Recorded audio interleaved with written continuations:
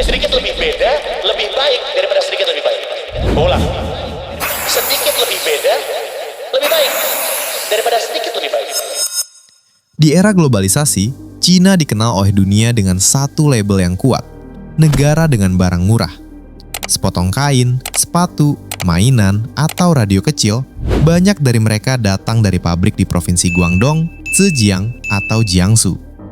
Mereka murah, banyak, dan mudah diakses. Pada masanya, label itu menjadi identitas ekonomi Cina di mata global. Namun, label ini bukan sekedar persepsi. Selama bertahun-tahun, Cina memang tumbuh melalui volume. Volume produksi yang luar biasa, tenaga kerja yang melimpah, dan fokus pada jumlah membuat Cina menjadi pabrik dunia yang tak tergantikan.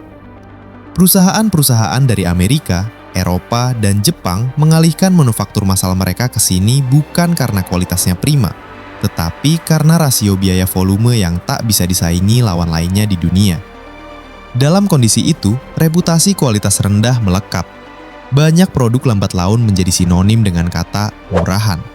Dan dalam banyak perbincangan internasional, stigma ini bertahan lebih lama dari kenyataan produksinya. Ini bukan hanya soal barang, tetapi soal narasi global yang terbentuk kuat.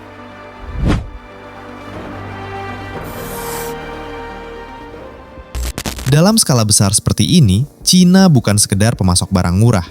Ia menjadi infrastruktur manufaktur dunia, tulang punggung supply chain yang menopang banyak negara lain. Namun, di balik label murah dan volume besar itu, tersimpan satu kenyataan yang sering tidak terlihat. Nilai tambah Cina masih di bagian bawah rantai global. Barang-barang mungkin lahir di pabrik Cina, tapi desain, branding, dan teknologi inti sering datang dari luar negeri, dari Barat atau Jepang. Dalam kesadaran kolektif dunia, Cina adalah maker, tapi bukan inovator. Dan dunia sudah terbiasa melihat Cina seperti ini. Tapi pertanyaannya, apakah Cina sendiri ingin selamanya berada di posisi itu?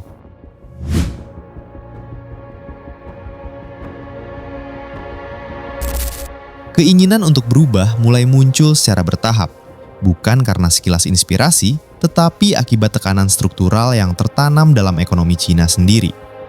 Produsen Cina memahami satu fakta sederhana, memproduksi murah tidak selalu menghasilkan nilai jangka panjang. Jika sebuah negara hanya mengandalkan jumlah, maka begitu upah naik atau partner global memindahkan supply chain, fondasinya runtuh.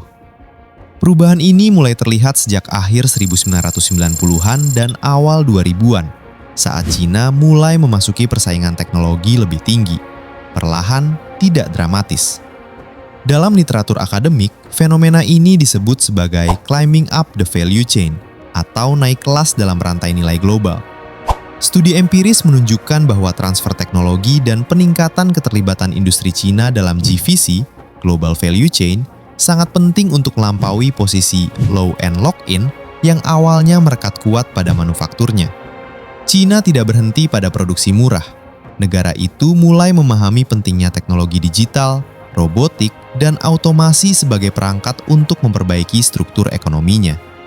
Studi oleh Wen Qili dan rekan menunjukkan bahwa digital ekonomi membantu reconfiguration nilai rantai industri, meningkatkan kemampuan manufaktur, efisiensi biaya, serta kualitas produk melalui otomatisasi dan Internet of Things, IoT.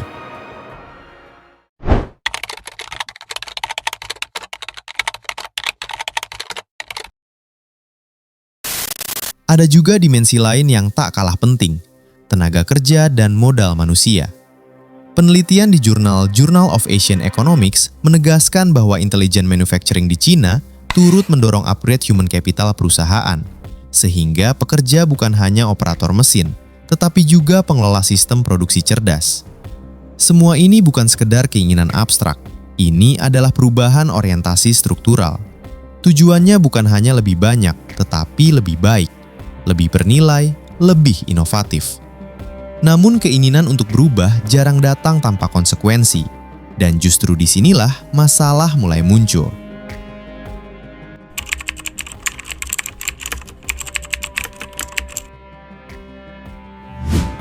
Perubahan itu tidak datang tanpa resistensi, baik dari dalam maupun luar.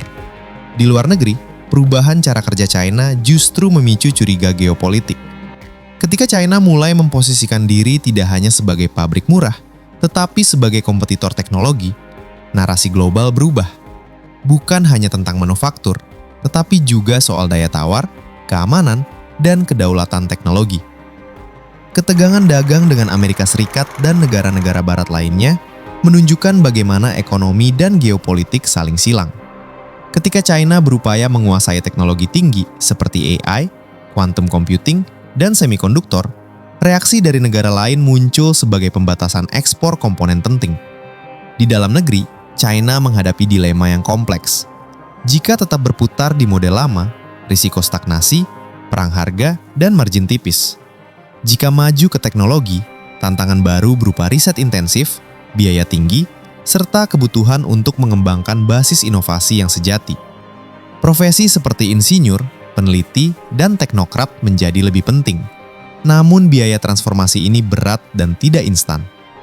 Selain itu, stigma lama masih hidup di luar negeri.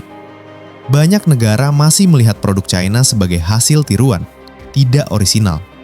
Dan dalam konteks perdagangan global, stigma semacam ini bisa menghambat kerjasama dan investasi teknologi.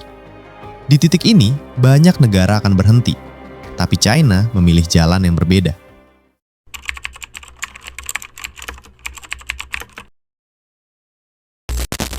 Perubahan yang dilakukan China bukan lompatan tunggal, melainkan serangkaian langkah kecil, konsisten, dan seringkali tak terlihat secara dramatis. Strategi seperti Made in China 2025 menandai pergeseran dari volume ke kualitas, dari biaya rendah ke teknologi tinggi seperti kendaraan listrik, mesin cerdas, dan perangkat elektronik canggih. Seiring itu, kebijakan pemerintah juga semakin mengarahkan modal ke advanced manufacturing, integrasi sains, finansial, dan industri untuk mendorong inovasi serta mengatasi ketergantungan pada teknologi asing tertentu. Dalam banyak studi, termasuk linking manufacturing smart transformation to regional economic development in China, transformasi pintar manufaktur ini menjadi penggerak utama pertumbuhan regional, di mana inovasi menjadi katalis untuk co-development industri dan ekonomi.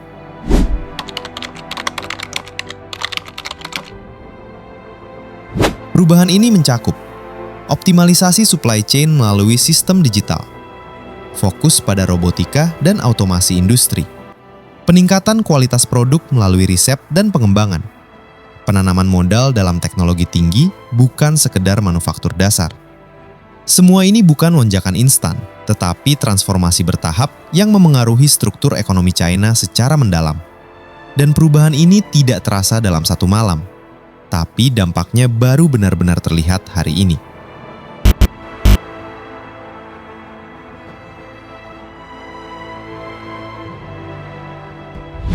Kini, posisi China dalam ekonomi global berbeda dari masa sebelumnya.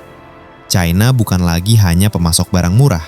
Kini, ia memainkan peran penting dalam teknologi canggih, kendaraan listrik, robotika, dan digital manufacturing. Namun, dunia menghadapi dilema struktural.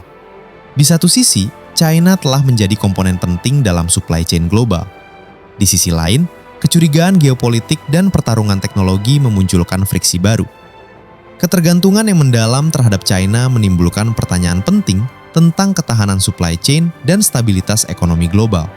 Sebuah refleksi atas pergeseran ekonomi yang lebih besar dari sekedar jumlah produksi. Ini bukan cerita kemenangan mutlak, juga bukan cerita tentang dominasi satu pihak atas yang lain. Ini adalah cerita tentang transformasi pelan yang konsisten, tentang bagaimana sebuah bangsa belajar dari posisi yang dipandang rendah dan perlahan mengubah cara ia bekerja, berpikir, dan berinovasi. Bukan untuk menjadi sempurna, tetapi untuk menjadi lebih bernilai dalam sistem ekonomi global yang terus berubah. Cerita ini bukan tentang menang atau kalah, tapi tentang bagaimana dunia berubah, pelan, konsisten, dan tanpa kita sadari.